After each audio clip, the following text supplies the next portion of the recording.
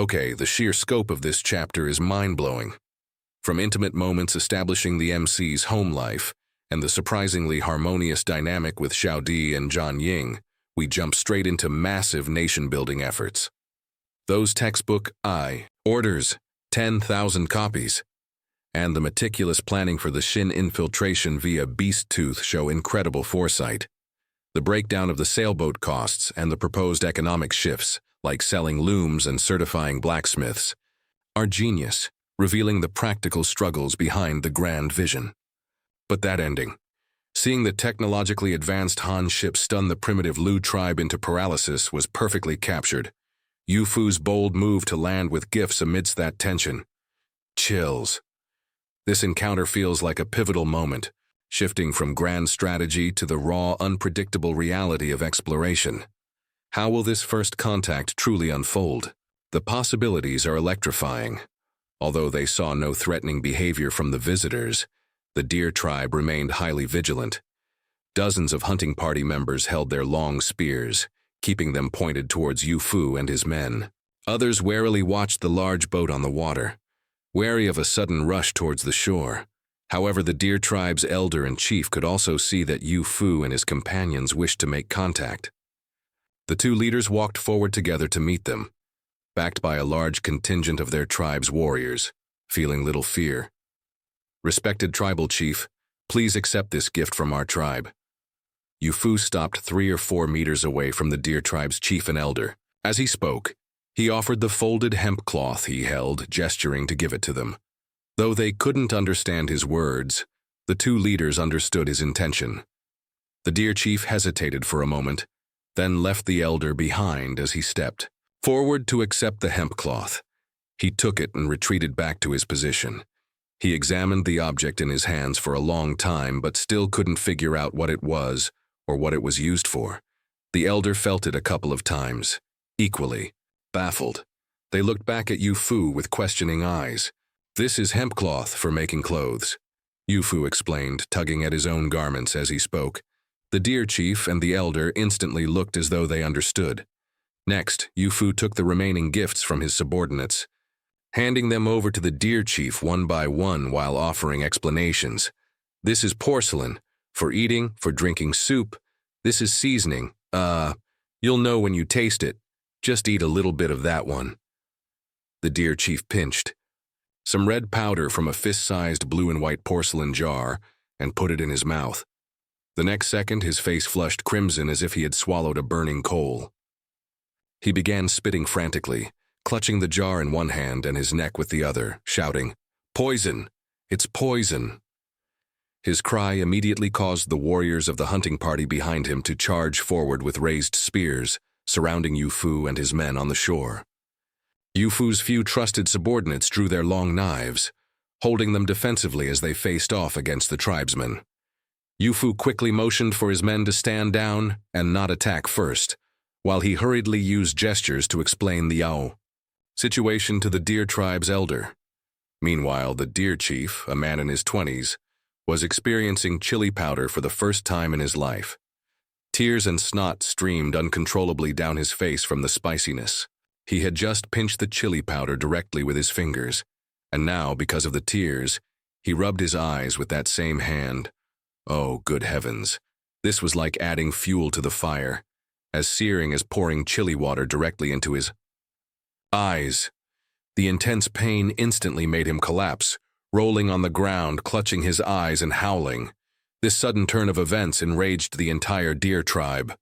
How dare these few people come to our territory and poison our chief right in front of so many of us? Were they suicidal or just utterly disrespectful?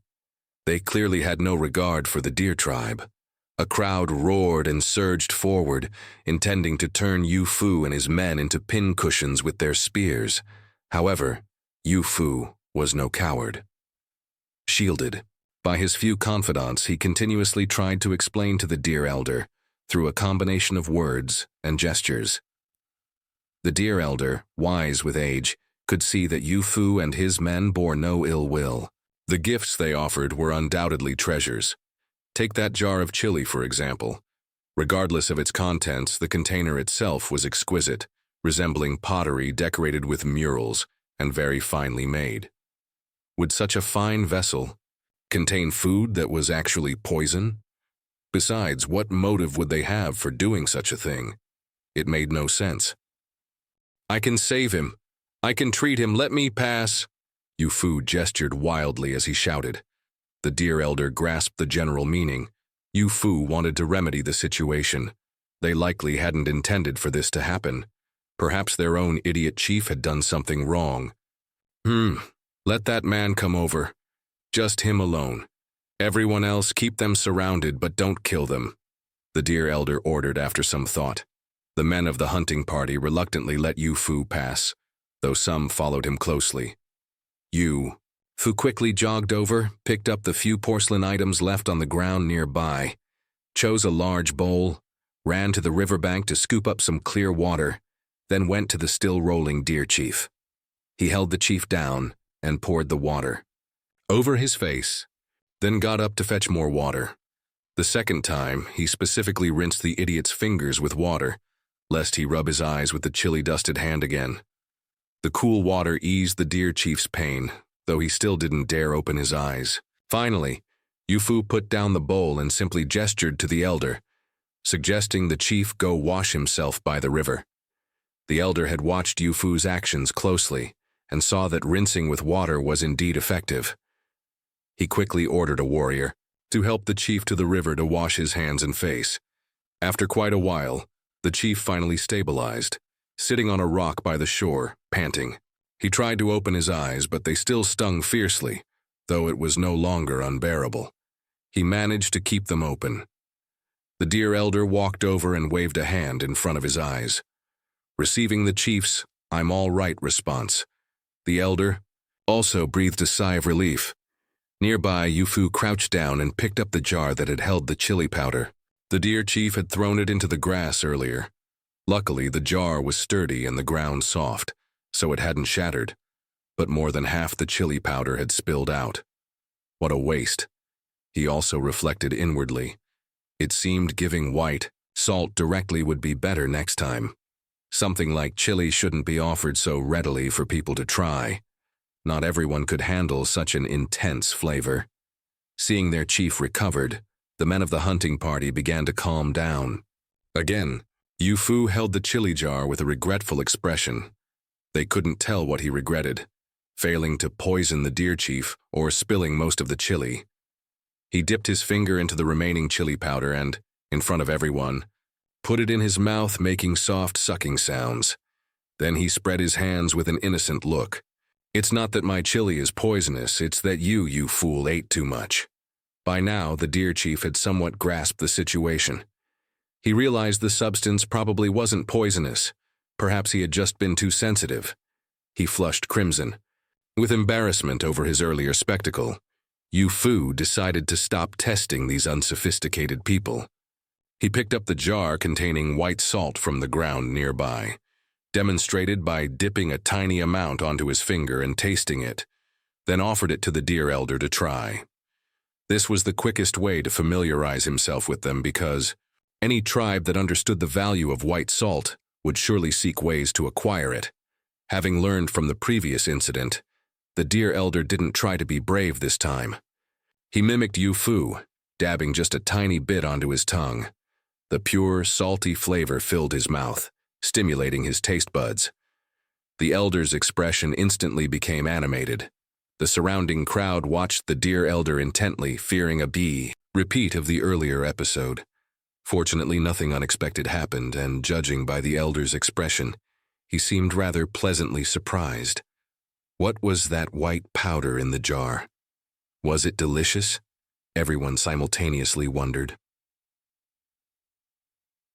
The deer elder excitedly said something, then dipped some more white salt and put it in the chief's mouth. Tasting the saltiness, the deer chief's eyes also lit up. Realizing it was something good, he felt even more embarrassed about his earlier reaction. That other stuff must have been good too. He had just eaten far too much of it. Having tasted the white salt, the two leaders were indeed transformed. They both knew the importance of salt, something they couldn't produce themselves. Only these strange people who came from the water possessed it. To get more, they had to establish good relations with them. The Han tribe's salt diplomacy was proving remarkably swift and effective. Friends who could offer white salt were honored guests, VIPs. Moreover, the visitors had already presented so many fine gifts.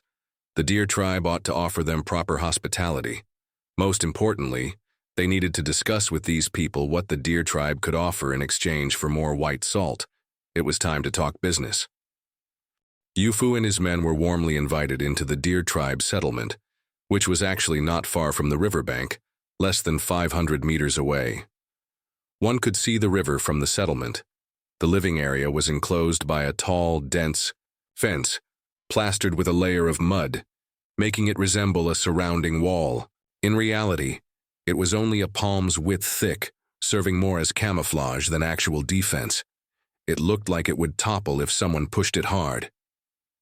Inside the enclosure, most dwellings were of similar construction: wooden poles for framework, branches for structure, coated with mud for wind and rain protection, and topped with thick thatched sloping roofs. Many such houses were scattered randomly within the walls. In front of each house stood earthenware pots and jars of various sizes, plain but practical. It seemed containers wouldn't fetch a high price here, Yu Fu thought silently.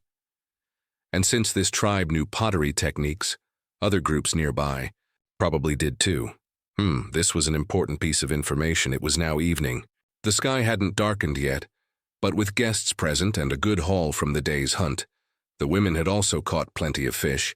The deer elder called for the tribe members to start fires and cook. Within the deer tribe settlement, the chiefs and elders' houses stood together, tall and large. A huge set of deer antlers was tied to a wooden post by the entrance, likely serving as a totem or status symbol. The population was considerable, around 400 people, but the deer tribe still lived primarily by hunting and gathering. The only difference might be their proficiency in fishing and raising livestock. There weren't many deer in their pens, perhaps a dozen or so of varying sizes, but they were well kept. Designated children gathered fodder daily to feed them. They seemed to be thriving, likely kept as an emergency food supply for the tribe.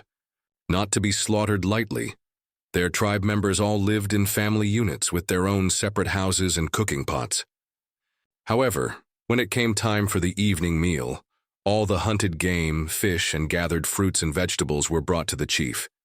He then distributed the food to each family based on their contributions and number of members. Families then took their allocated ingredients back to cook themselves. Yu Fu and his few confidants naturally ate with the deer chief. Dinner was lavish, featuring roasted deer meat and soup stewed in an earthenware pot. Salt was precious. The deer chief was reluctant to put it in the cooking pot. Instead, he called over the men from the hunting party and placed a tiny amount in each of their bowls. This small portion had to be shared among their entire families. In the blink of an eye, a noticeable spoonful had been consumed from the small jar of white salt, causing the chief and elder considerable distress. When the deer tribe members learned the salt had been brought by the guests, they became quite pleased, and their perception of Yu Fu and his group changed significantly, growing much warmer. The time while waiting for the food to cook was naturally reserved for discussing business. Yu Fu communicated with the deer chief and elder, using his repertoire of universal hand gestures. The deer chief hoped to trade some goods for white salt from Yu Fu, unsure if it was possible or what Yu Fu's group wanted in return. After a strenuous exchange, the two leaders finally understood the purpose of Yu Fu's group. They were here simply to trade. The gifts Yu Fu had presented earlier were all potential trade items. The hemp cloth for making clothes had already been given to the chief's woman. She and 3 or 4 other middle-aged women looked at the fabric in their hands, then at the style of clothes worn by Yu Fu and his men, clearly cherishing the material. The porcelain, while thinner and more beautiful, wasn't critically important to the deer tribe. They had more practical earthenware and saw no need to waste resources trading for ceramics. As decorative items, the gifts Yu Fu had provided were sufficient. As for the other seasonings, besides the white salt, Yu Fu had also instructed the chief and elder on the correct way to use the chili and cumin. Watching Yu Fu carefully sprinkle the seasonings onto the roasting meat, the deer chief felt incredibly awkward. That stuff really wasn't meant to be eaten directly. After a flurry of activity, the deer elder began asking Yu Fu about the price holding the jar of white salt. Yu Fu felt troubled. Trading was fine, but what did the deer tribe possess that the Han tribe needed? They didn't seem to have anything the Han tribe would particularly value, except perhaps large quantities of animal hides or livestock.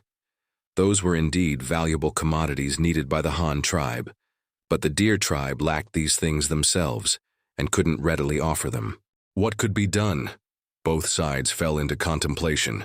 A pale yellow diamond, roughly the size of a pigeon's egg, was handed to Yu Fu. Its purity and transparency reminded him of the clear crystal his younger brother Yu Yi had shown him. But, with Yu Fu's experience, he could clearly tell it wasn't quartz, because quartz crystals have a different structure. In its natural unworked state, a raw stone would never look quite like this. Just as he was examining the diamond in his hand, the deer elder beside him kept shooting meaningful glances at the deer chief. Though the elder's eyes were practically popping out of his head, the deer chief still looked extremely reluctant, just sitting there, unmoving. Dee, the elder stopped bothering with glances and spoke directly, urging the deer chief. What use is keeping that bloodstone? The guests want stones now. If we can use that bloodstone to trade for white salt for our tribe members, what does it matter if we give them the stone? Go get that stone quickly. They didn't say what kind of stone they wanted. Why must we give them that one? The deer chief retorted resentfully. This retort infuriated the elder. He angrily jabbed his wooden staff hard into the ground and roared in a low voice. Don't forget you are the chief of this tribe. And don't forget who put you in this position. Do you remember the oath you personally swore to the deer god the day you became chief? The elder's harsh scolding made the deer chief's heart jump. He suddenly remembered that this old man before him was the elder, a man who had known his father since he was a child, more than old enough to be his grandfather. So he reluctantly went back to his thatched hut. After a short while, he returned with a red, transparent diamond the size of a large walnut. He thrust it heavily into Yu Fu's hand, then sulked, gnawing on his roasted meat without saying a word. This red diamond was extremely pure. Its color, very natural and even, with exceptionally high transparency and no visible impurities. It was slightly larger than a common large handling walnut, almost the size of a small chicken egg. Honestly, it's no wonder the deer chief was reluctant to part with it. Anyone who saw such a top-quality gemstone would be unwilling to give it away. Now it was in Yu Fu's hand, given to him personally, so there was naturally no reason to return it. If you could see it. No, that's not right. Rather, if this stone reached your original world, who knows what sort of bloody conflicts it would stir up. This was a blood diamond, the rarest color among diamonds, with such high purity and such large size. Perhaps a second. One couldn't be found on the entire earth. If it were made public, countless top wealthy families would fight tooth and nail for this diamond. But in this era, it was far different. The aesthetic appeal of the uncut rough stone was significantly less. Although people in this era also valued decoration and liked making ornaments, filling their stomachs was still the priority. The demand for things like gemstones wasn't that high. Friend, I don't know if stones like these are acceptable. How much salt can they get for our tribe? The deer elder watched Yu Fu staring intently at the stones without speaking, feeling both happy and uneasy. He was happy because he could see Yu Fu was very pleased with the two stones, but uneasy because he didn't know how much salt they could get. If Yu Fu were to propose a one-to-one exchange based on volume or weight, the deer elder would probably be utterly appalled. Such top-quality gemstones were extremely rare for the deer tribe too. They only had those two in total. Hearing the deer elder's reminder, Yu Fu came back to his senses. He cleared his throat twice and replied, Ahem. Well, these two stones are very good. But aside from being used as decorations, they don't have much other use. I can exchange some white salt for them, but definitely not a large amount. Just enough for your tribe to eat for a few months. The deer elder and his chief thought it over. It really was quite a lot. No matter how beautiful the stone was, it was just for looking at. It couldn't be eaten or drunk. But white salt could be eaten, and it was more precious than food. At least it was something they couldn't obtain right now. But after this period's supply ran out, what would they do then? Friend from the Han tribe, the deer elder continued, to ask, I wonder what else we will need to use to trade for white salt in the future. Can we only use stones like these? Well, Yufu said. Like I said, these stones are acceptable but not very useful, just decorations. If you had many, that would work too, but I guess you don't have many yourselves. But you don't need to fixate on just one type. Since you could find stones like this, I'm sure there must be other special stones around where you found them. I said from the beginning, anything special, different will do. Transparent like water is okay, brightly colored is okay, reflective is also okay. Even anything you think is very special and different from ordinary stones, you can bring it for me to see. If I find it useful, then we can continue trading in the future. Oh, right, one more important point. The stones you bring mustn't be too few. They must be at least relatively common locally. Otherwise, it's not very helpful. Yu Fu reiterated his conditions for selecting stones. As if suddenly remembering something, he reached into his clothes and pulled out a cloth pouch. From it, he took out a 2-fen copper coin and showed it to the deer elder and chief. Have you ever seen any stone that can reflect light like this? If so, that would be best. It doesn't matter if the color is different. This was the first time the two had seen this kind of characteristic metallic reflection. They couldn't help but be fascinated by the glittering golden light. But the deer chief was the first to react. Stones that reflect light like this. I think I've seen them. As he spoke, he stood up, revealing a flat, round, dark gray stone about the size of a rush cushion that he had been sitting on. It turned out the deer chief had been using it as a stool all along. This reflects light?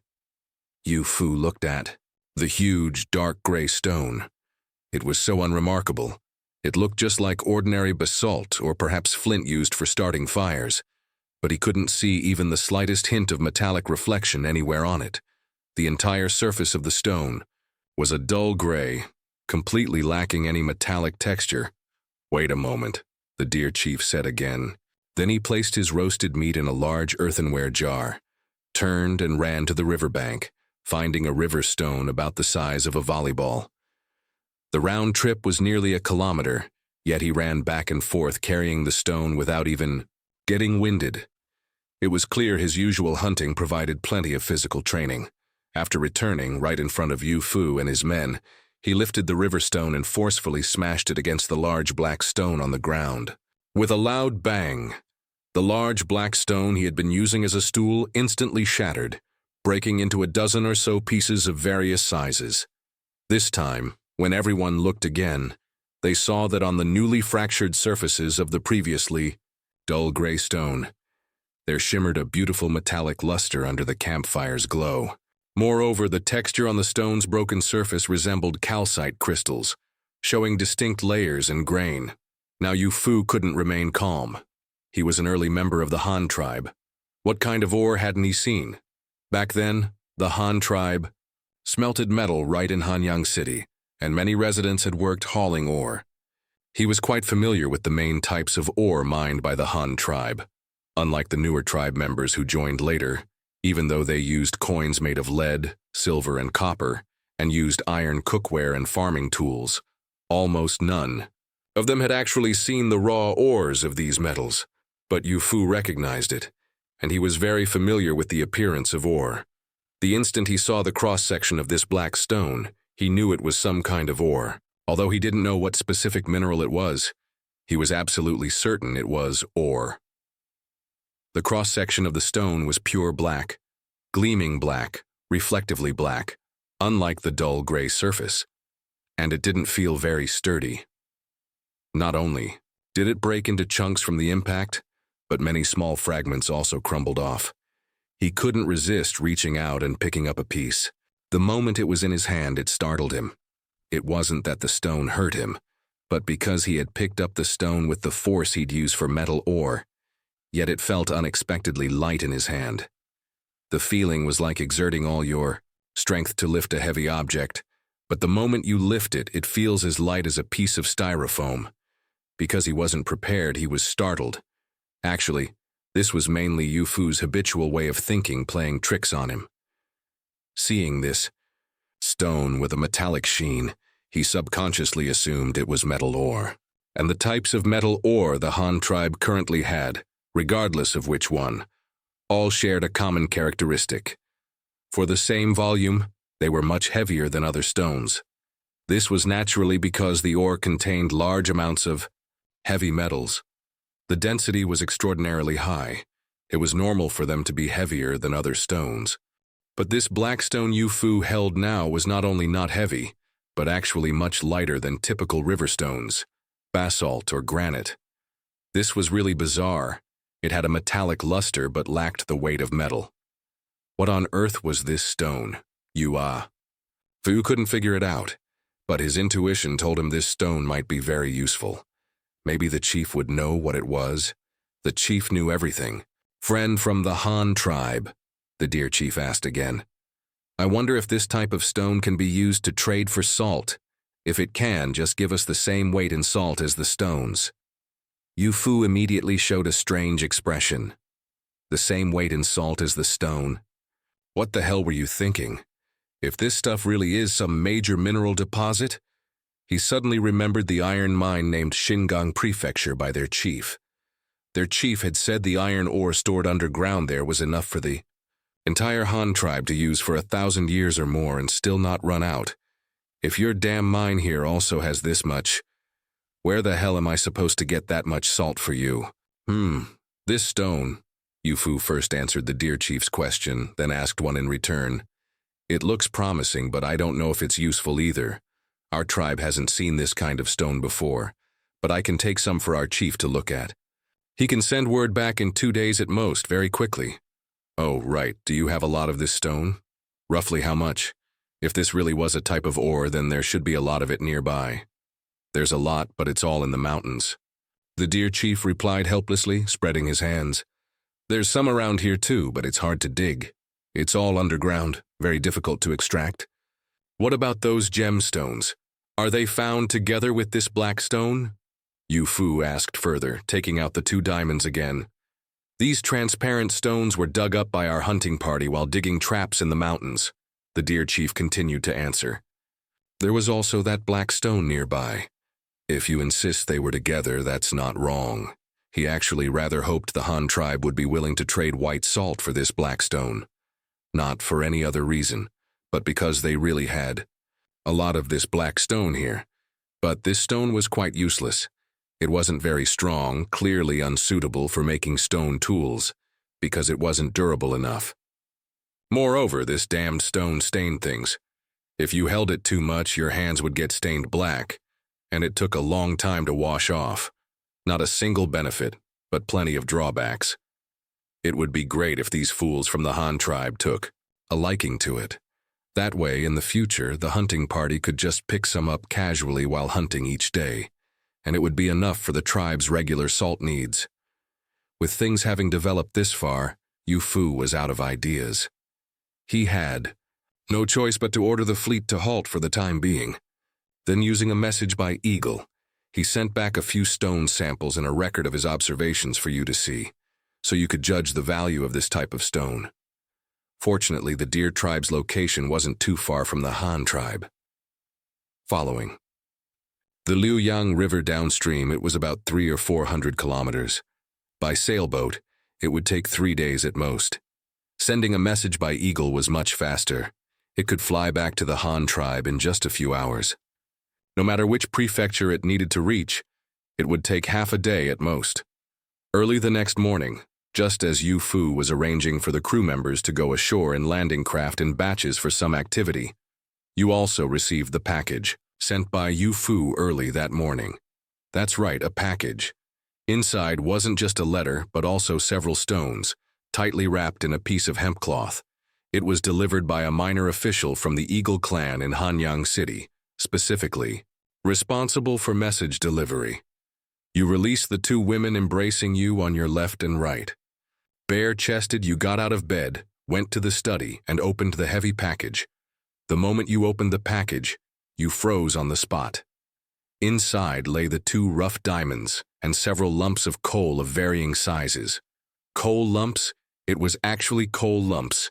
This stuff was incredibly familiar to you. You might not recognize other things, but you would never mistake coal lumps.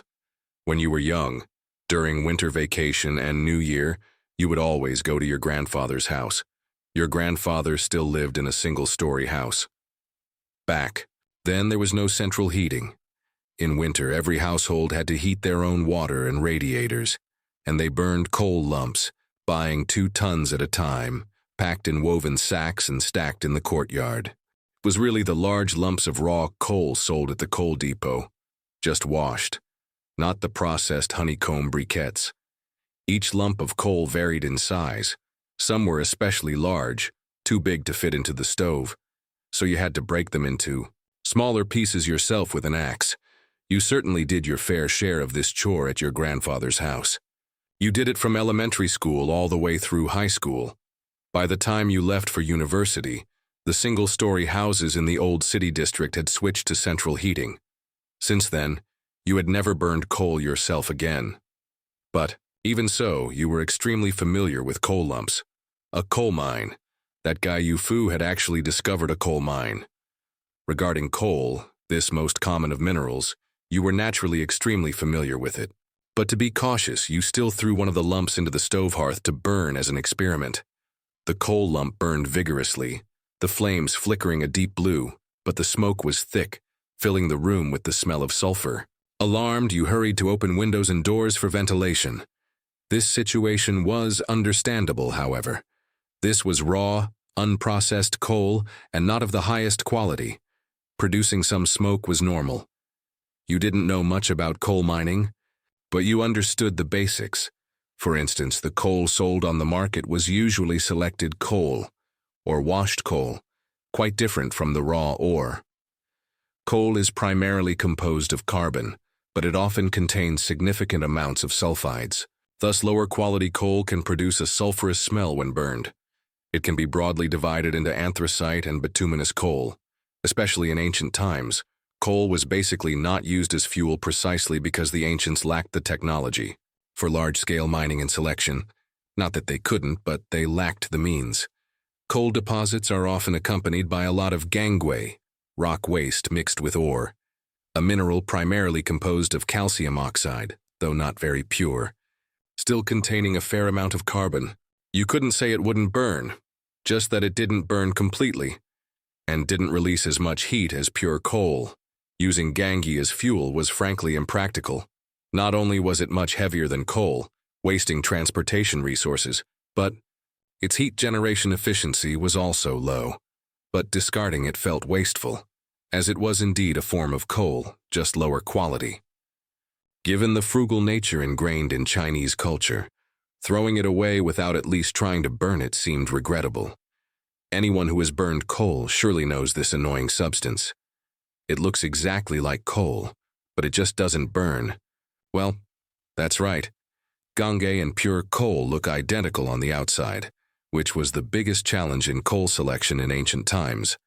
With the development of modern technology, people not only mastered coal washing techniques, or rather, had the conditions to perform coal washing, but also developed a quick method to distinguish coal from gangue. Heavy liquid flotation. Simply put, this utilizes the fact that gangue has a higher density and is heavier than pure coal. By throwing them together into a specially prepared high-density liquid, the difference in density causes the gangue to sink, while the pure coal floats on the surface. This is heavy liquid flotation. You didn't actually know the formula for the heavy liquid. It wasn't your area of expertise. But similar liquids weren't impossible for the Han tribe to create. The most common liquid denser than fresh water is seawater, due to its high salt content. It's common knowledge that salt water is denser than fresh water. Take Earth's Dead Sea, that famous salt lake, for example. People float on its surface without sinking, even without swimming. At the current technological level of this era, using seawater to wash and select coal was the most suitable method. However, the Han tribe wasn't currently near the sea. But near the iron mine in Xinjiang Prefecture, there was a saltwater lake. The surrounding area was full of heavy metal mining districts, making it obviously unsuitable for salt harvesting for consumption. But the water from that salt lake was perfect for washing coal. Regarding the use of gangue, this calcium oxide mineral is typically mixed with coal for use in modern thermal power plants or used as building material, because calcium oxide is actually quite similar to quicklime and is an important raw material for cement production. The method for producing quicklime, calcium oxide, is to heat limestone, calcium carbonate, burning it to decompose it into large amounts of carbon dioxide and quicklime, calcium oxide. When quicklime absorbs moisture, it becomes slaked lime, calcium hydroxide. You quickly ran through this coal-related knowledge in your mind, not just idly thinking, but because all of it was relevant to how the newly discovered coal mine could be exploited subsequently, how to maximize its utilization, and how to minimize pollution risks. Considering the Han tribe's current situation, switching everyone to burning coal was fundamentally impossible. It could only be dedicated to specific uses, supplying the departments most in need of coal, such as the metallurgy plant and steel mill in Xinjiang Prefecture. However, for steelmaking, ordinary coal wasn't very effective. It first had to be processed into coke.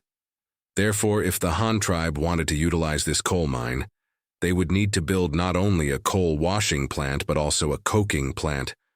Otherwise, it would be rather pointless. The coal washing plant was easy to set up, bring over the salt water from the lake, build a flotation pool, along with stacking and drying yards. That would suffice. The difficulty wasn't great. Given the Han tribe's current capabilities, it was entirely achievable. The coking plant wasn't too difficult either. Turning coal into coke was actually quite simple, just requiring dry distillation of the coal. That is, putting the coal in a container, heating it over a fire, but preventing the coal itself from igniting. This was easily done by introducing a large amount of carbon dioxide into the distillation container to prevent combustion. Carbon dioxide extinguishes fire. Flames cannot burn in the presence of large amounts of CO2. This, too, was common knowledge. As mentioned earlier, heating limestone releases large amounts of carbon dioxide and ultimately produces quicklime. So, by combining these two processes, coke could be produced. Your idea was to build 2 adjacent dry distillation towers. Each tower would have 2 levels, the lower level burning coal to provide heat, and the upper level holding the raw materials to be processed. One tower would be for coking, the other for producing quicklime. Then, a pipe would connect the upper part of the tower heating limestone to the upper part of the coking tower. This pipe would channel the large amounts of carbon dioxide produced from heating limestone into the coking tower, preventing the coal in its upper level from burning. The principle was actually very simple, and construction would be easy too. Just build 2 towers using green bricks. The connecting pipe could also be built from brick, or failing that, firing some ceramic pipes and connecting them section by section was also feasible. These were all things the Han tribe could currently accomplish. As for the location of these 2 plants, you had already decided. Considering transportation conditions from all sides and the issue of pollutant discharge, building the plants directly in the Great Marsh east of Luoyang Prefecture was the best option. Marshes have the function of diluting and degrading pollutants, known as the kidneys of the planet. This had been mentioned before. Under current natural conditions, it was the best choice for handling pollution discharge. Additionally, the Han tribe's current scale of mining and production was not large, so it was perfectly fine. The terrain there consisted of wetlands, marshes, and lakes, offering convenient water transport. The mined raw coal could be loaded onto boats at the Deer tribe's location mentioned by Yu Fu, and transported directly down the Liuyang River to the island in the center of the Great Marsh Lake. Coal. Selection could then be carried out directly on the island, separating coal from gangue. After drying in the stacking and drying yards, the selected coal could be transported to the coking plant for coking, part used as fuel, part processed into coke. Finally, it could be loaded onto boats again, travel downstream via the Chaoyang River into the Ruyang River, and be transported directly to the steel mill in Xinjiang Prefecture. They could even bring back salt water from the salt lake along the way. Although this waterway involved a large detour, it was still easier than land transport. The straight-line distance by land was shorter, but transporting one sailboat's worth of coal would require at least 7 or 8 four-wheeled ox carts. It would also necessitate building a sturdy, wide road, as the heavy coal carts placed significant demands on road durability. Considering all these factors, water transport might only require building a sailboat for 20,000 coins, whereas land transport would require constructing several hundred kilometers of hardened road, building 8 four-wheeled ox carts, plus the necessary oxen. Assuming 2 oxen per cart, the total cost of land transport would be astronomical. Water transport might be slower by a couple of days, but its carrying capacity was the largest, and its transportation cost was the lowest. The choice was practically self-evident. Anyone not completely out of their mind would choose water transport. Moreover, the route from the deer tribe to the lake island could only be navigated by water. But regardless of the arrangements, this wasn't something that could be accomplished quickly. The steel mill in Xinjiang Prefecture wasn't finished yet. The tribes on the lake island hadn't all been relocated. The map of the Great Marsh hadn't been fully explored, and the coking and coal washing plants hadn't been built, even starting construction. Now, completion would be next year's affair. Therefore, you immediately wrote a reply letter to Yu Fu. The content was, "This black mineral is called coal. It is a very important mineral, usable as fuel like firewood, burns even better than charcoal, and can be used for iron smelting. You can start by conducting small-scale trade with the deer tribe." The purpose was to keep them engaged, find out the exact location of the coal mine, and then figure out how to send a few people to survey the site firsthand. First, geography and terrain. Was it plains or mountains? Did it permit large-scale mining? In short, was the access road easy or difficult? Was vehicle transport possible? You had no intention of having people carry it out basket by basket from the mine. That would be far too inefficient and consume too much manpower. Second, ease of extraction. How deep was the coal seam buried? How easy was it to dig? What equipment would be needed? Would explosives be necessary? Third, the direction and extent of the coal seam, as well as the estimated reserves. With current prospecting techniques, this meant radiating outwards from the discovered deposit, drilling exploratory holes everywhere, digging pits every few 100 meters or every li, a traditional Chinese unit of distance, roughly 500 meters, to see where the coal was. The method for estimating reserves was to drill deep wells, digging down to see how thick the coal seam actually was. Of course, this depended on capabilities. Regarding the Han tribe sending people to survey the terrain around the deer tribe, the deer chief and their elder were actually resistant deep down. However, the Han tribe was simply too powerful. Setting aside everything else, their population alone was vastly greater than the deer tribes. Although they didn't know exactly how many people the Han tribe had, the number of men just on the large boats they had seen was already comparable to their entire tribe. The deer tribe numbered only about 400 people in total, including all men, women, elderly, and children. Yet the Han tribe had nearly 300 adult men on these 4 boats alone. The difference was immense.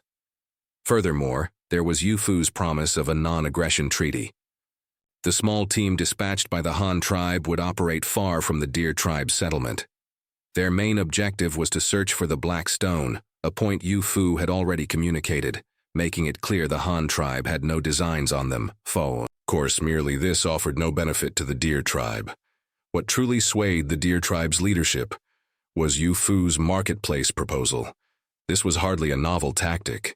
Whenever the Han tribe developed a new outpost and lacked sufficient manpower initially, they would first establish a local market. At the beginning, it would just sell daily necessities. Later, they would directly recruit labor. This was a quick way to integrate with surrounding tribes and understand the regional power dynamics, using the market to win over the local populace and convey the message that the Han tribe was highly advanced. At the very least, the various goods offered by the Han tribe were beyond their own manufacturing capabilities. Most crucially, there was the white salt. The Han tribe could use white salt to indirectly control the surrounding tribes. In the future, if anyone disobeyed, their salt supply could simply be cut off. Who would dare oppose the Han tribe then? When Yu Mao arrived with the fourth sailboat that afternoon, Yu Fu acted as representative and made introductions between the two parties. After all, Yu Fu wouldn't be staying here permanently. It would be Yu Mao and his people who would have long-term dealings with the Deer tribe. Early. The next morning, Yu Fu's fleet of 3 sailboats continued downstream. Matters concerning the Deer tribe, the coal mine, and the marketplace were all handed over to the geological survey ship led by Yu Mao. This sailboat carried 90 crew members, essentially a full load. 60 were responsible for surveying the coal mine, while the remaining 30 stayed with the sailboat, handling logistics support, establishing a dock and outpost, and setting up market activities around the outpost. Their tasks were quite important. The personnel left for logistics support included an administrative clerk named Jing Yan, transferred from Luoyang Prefecture. He usually served as a records officer in the Luoyang Prefecture Government Office's Household Registration Department, handling statistical work for supplies and currency. Recently, he had also gained experience organizing migrant laborers from outside tribes for construction projects. For this new outpost construction task, you had asked Da Shu to find someone suitable. Da Shu, in turn, gathered the minor officials of the prefecture office and announced the matter. Because it was an unfamiliar location, far from the Han tribe, and required starting from scratch in a desolate wilderness with extremely poor living conditions surrounded by numerous unfamiliar and potentially unsafe tribes, many minor officials were unwilling to go. But no matter how minor, they were still officials. Within the Han tribe's system of rules, regulations, laws, and etiquette, they belonged to the upper echelon, enjoying a social status superior to ordinary tribe members. However, this superiority was geographically limited. Within the Han tribe's territory, they indeed felt superior and were considered upper class. But once outside the Han tribe's own patch of land, who cared who they were? Everyone had 2 shoulders carrying one head. Who was afraid of whom? For this reason, even fewer were willing to volunteer for the mission. Who wouldn't prefer to stay comfortably at home, enjoying the respect of others? But the oddball Jing Yan was an exception. He volunteered to lead this mission. An unfamiliar region, an important mining area, establishing a new outpost, setting up a new market. What process was this? What kind of mission was this? This was clearly the chief planning to open up a new territory? Ah, no, build new prefectures and counties. If he could lead this mission and complete the work successfully, how could he fear not gaining the chief's appreciation? He might even become the prefect or county magistrate of this newly established prefecture or county. Are my colleagues all fools? Can't they see such a bright future? Since you don't want to be this high official, then I won't be polite, Jing Yan thought to himself. Undoubtedly, compared to the numerous minor officials in Luoyang Prefecture, Jing Yan was the most ambitious and aspirational one. Regardless of his abilities, the mere fact that he dared to accept this mission already made him better than most. Furthermore, he was relatively confident about this task. This confidence stemmed from his recent experience organizing construction work involving migrant laborers from outside tribes. Constant contact with people from other tribes had given him a better understanding of their mindset.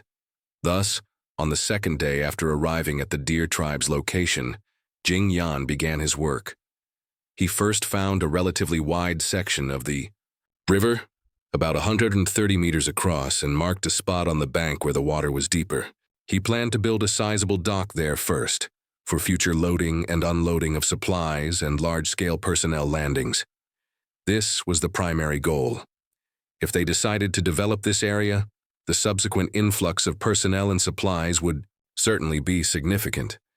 With so many boats arriving, without a convenient landing dock, future arrivals would only be able to come ashore using small landing craft, which would be incredibly inefficient. Moreover, relying solely on those small boats wouldn't allow for the transport of large equipment ashore. For example, how would they land an ox cart? However, building a dock required more than just the 30 people remaining with him. The 60 people led by Yu Mao were specifically tasked with finding ore. Logistics support still needed Jing Yan's direction, and he couldn't possibly expect Yu Mao to help him. Therefore, he had to recruit labor locally. That afternoon, after bringing some supplies from the ship ashore, Jing Yan's team prepared a lavish lunch. Then, they had people carry the cooking pots directly over to the Deer Tribe's settlement to pay a visit. It was high summer, and during the midday heat, the Deer Tribe members were all sheltering from the sun in their settlement. No one was out and about, so conveniently, everyone was present. Inside one of the Deer Tribe's thatched shelters, a straw mat brought by Jing Yan was spread on the ground. In the center sat a rectangular low table.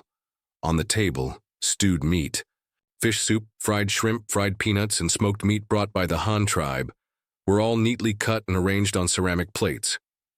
In front of the Deer Chief and Deer Elder, each had a large bowl of rice, and even more rarely, a small pot of rice wine. The two high-ranking members of the Deer Tribe were so stunned by the exquisite and sumptuous food that they didn't know how to begin eating. Yet the delicious aromas emanating from the seasoned dishes relentlessly tempted their appetites. Elder, Chief, please help yourselves.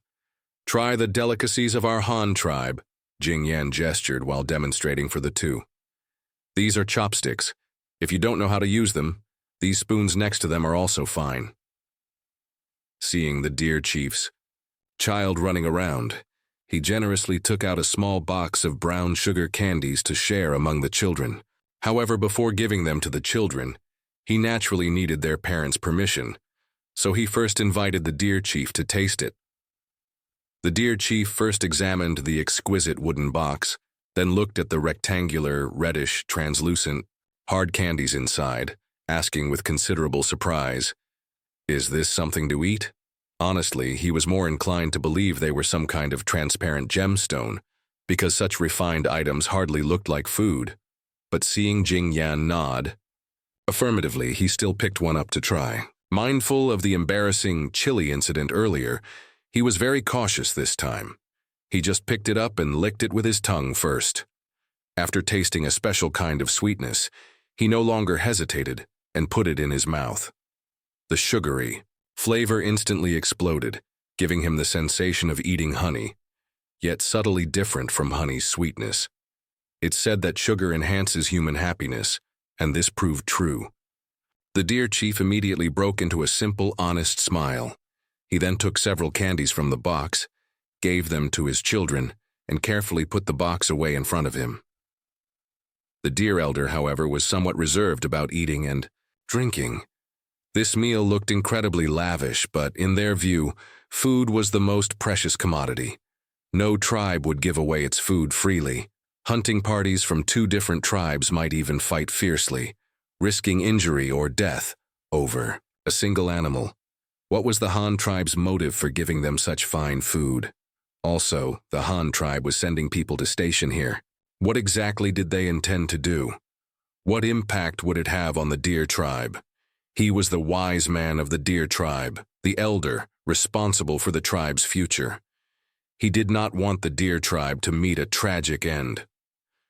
Some things that appeared wonderful were like the tail of a poisonous snake, making pleasant sounds to lure you into reaching out, only to turn and bite you fiercely, taking your life. The Deer Elder was actually deeply worried. He was already old. Could the current chief lead the Deer Tribe onward? Although they didn't quite believe Jing Yan's claim of needing 10 boatloads a day, seeing the earnest look in his eyes, it didn't seem like he was joking at all. This was even more astonishing. Could the Han tribe really use that much black stone? However, these details weren't the most important right now. The immediate problem to solve was that the Han tribe had revoked the condition of trading coal for daily necessities. Since the Han tribe wasn't interested in their other goods, how was the Deer tribe supposed to obtain essential supplies, like white salt, going forward? Thus, the Deer elder posed this question to Jing Yan, inadvertently playing right into his hands. Jing Yan had been waiting for exactly this. "Dear Elder Chief, this is easily solved," Jing Yan began. "Since our Han tribe has decided to establish a presence here and excavate those coal mines long-term, we will certainly need to build some houses here. We also need to clear a relatively large area by the river to stockpile the coal. In short, there's a lot to build. But we can't spare that many people to come over right now, so we hope the Deer tribe can provide people to help us cut down trees and build houses." "Have our tribe members work for you?" the Deer chief and elder asked, simultaneously. "Yes, and we will provide payment," Jing Yan explained. "As long as you are willing to send people to help work, we can provide meals long-term, and also exchange some daily necessities for you, like shoes, cloth, white salt. Things like that are all possible. You also don't need to worry that helping us will leave you no time for hunting. Whether men or women, including your children, we will provide food for everyone. However, we can only guarantee sufficient staple food. Things like meat will have to rely on you providing the ingredients, though we can certainly help prepare it," Jing Yan elaborated. The Deer chief and elder looked at the lavish spread on the table before them. Only now did they understand the meaning behind Jing Yan's elaborate display. It was essentially a taste test of the work meals. Truthfully, the Deer elder and chief were quite tempted by Jing Yan's proposal. The main reason was that the Deer tribe was still primarily reliant on fishing and hunting, and their daily food supply was unstable. Moreover, apart from occasionally capturing a live wild deer or two as reserve food, the Deer tribe had virtually no stored provisions. This was rather precarious. Without stored food, the tribe's ability to withstand disasters was extremely weak. If any accident occurred preventing the Deer tribe from hunting, or forcing a long-distance migration, their tribe members would inevitably face starvation. Therefore, if they could secure a stable food source, the Deer tribe's life could be significantly improved. Of course, every advantage comes with a disadvantage. If their tribe's food supply depended entirely on outsiders, they would be completely subservient, making development impossible. Thus, the Deer elder was very hesitant. After some thought, this wise old man made a decision. They would first send a small group of people to work for the Han tribe for a few days to see how things went. If there wasn't much benefit, they would simply stop working for them. What he didn't anticipate was that this decision would eventually lead to the entire Deer tribe being integrated. Following negotiations between the two sides, Jing Yan recruited the first batch of workers from the Deer tribe. That evening, they began their first trial cooperation. First, Jing Yan's team unloaded a pile of tools and rice from the ship. The rice was naturally for eating, but it also marked the first food supply provided to the Deer tribe, albeit only a small portion for now, as the Deer tribe had only sent 20 people initially. Jing Yan first had his own men lead 10 Deer tribe members in clearing the ground on the riverbank near the planned dock site. Each person was given an iron shovel to level the earth. Under the guidance of the Han tribe crew members, the Deer tribe people began using these advanced tools they had never seen before, even though it was just an ordinary iron shovel commonplace. In the Han tribe, the Deer elder stood nearby, leaning on his staff, watching. He hadn't expected the Han tribe to have so many strange and wonderful gadgets. The work that evening wasn't extensive.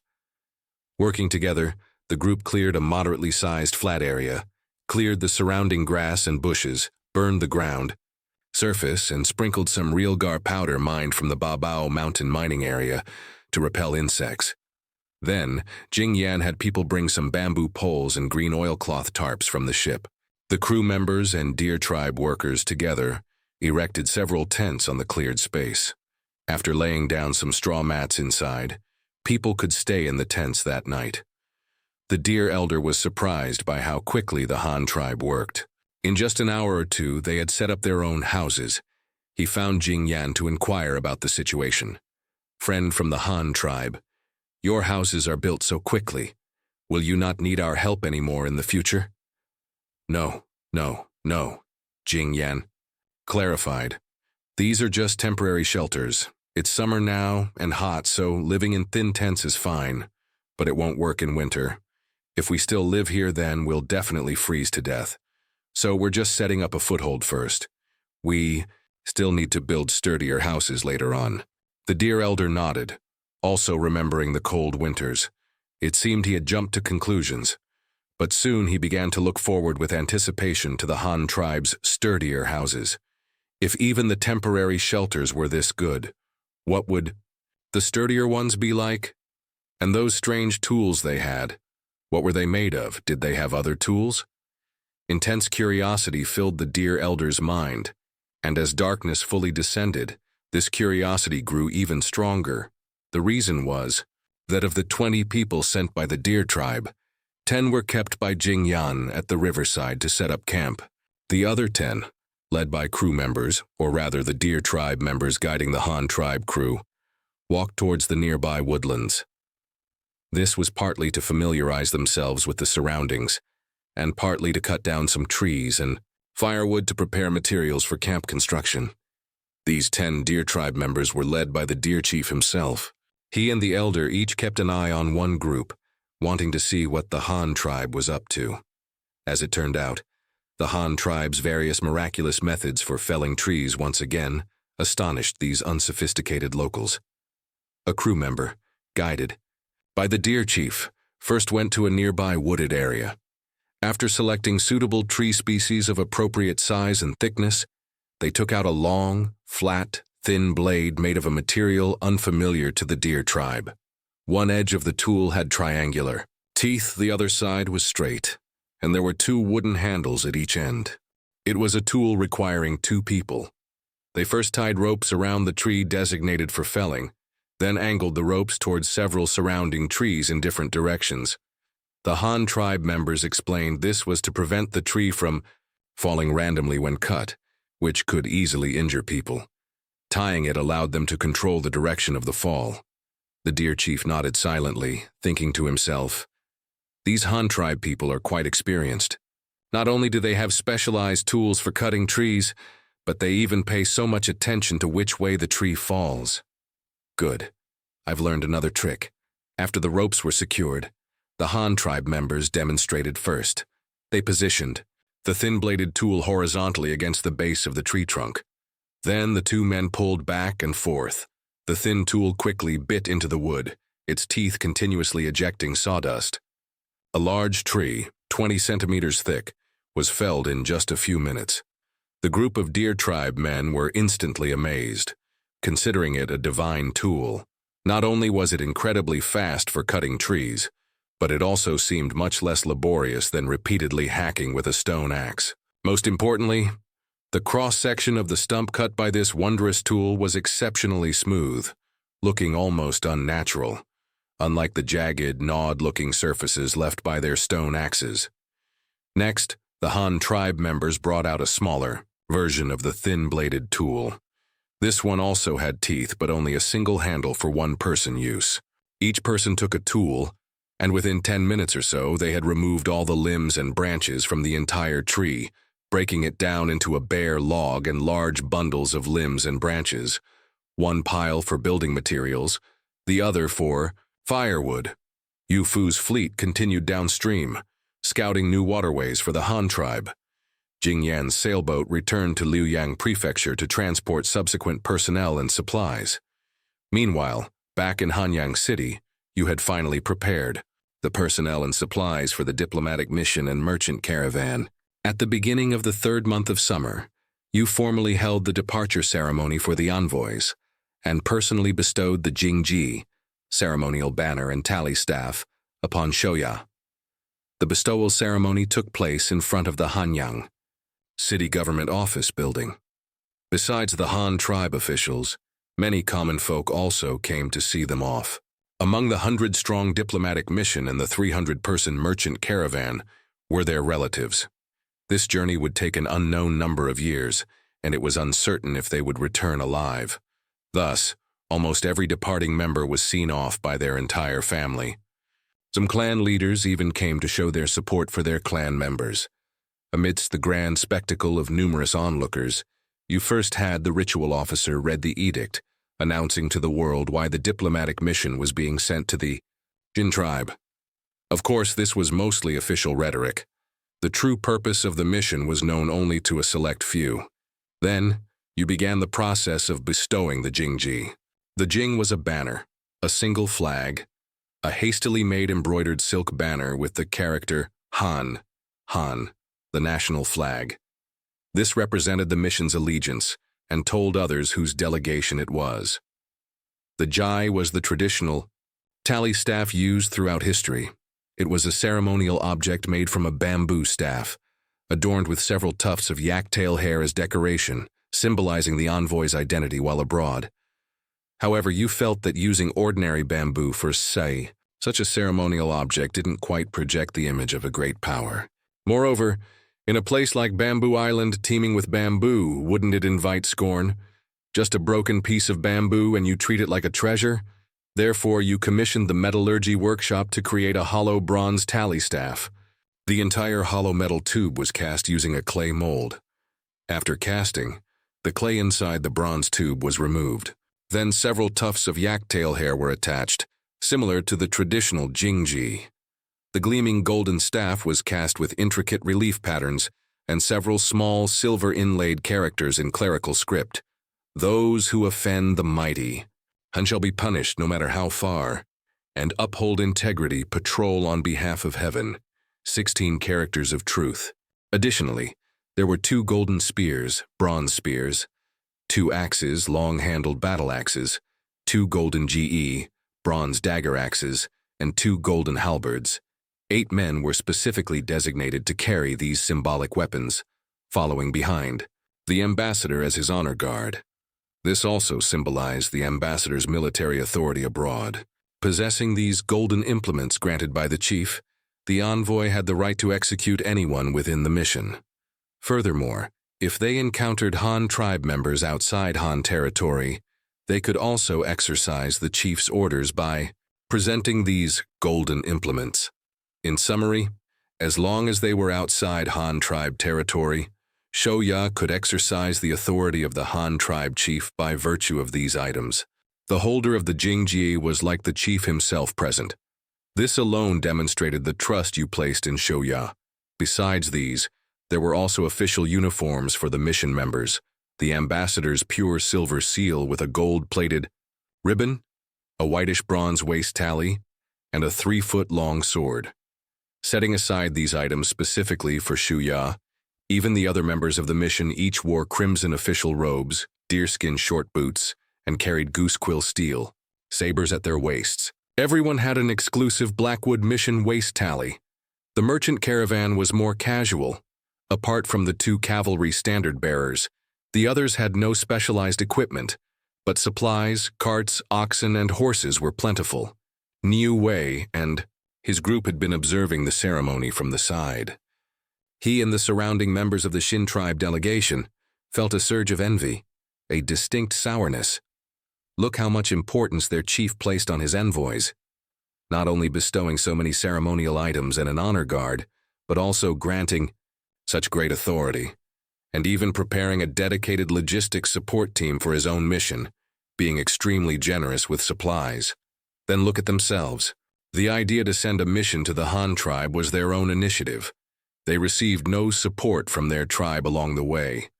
Even their own chief didn't seem to regard the mission to the Han tribe as important. Perhaps if they died out here, the chief would merely shake his head and replace the elder. The contrast was stark, and one can imagine the feelings stirring in the hearts of the Shin tribe delegation members. Comparing the strength and living standards of the 2 sides, Some even began to think, it might be better to leave the Shin tribe and join the Han tribe.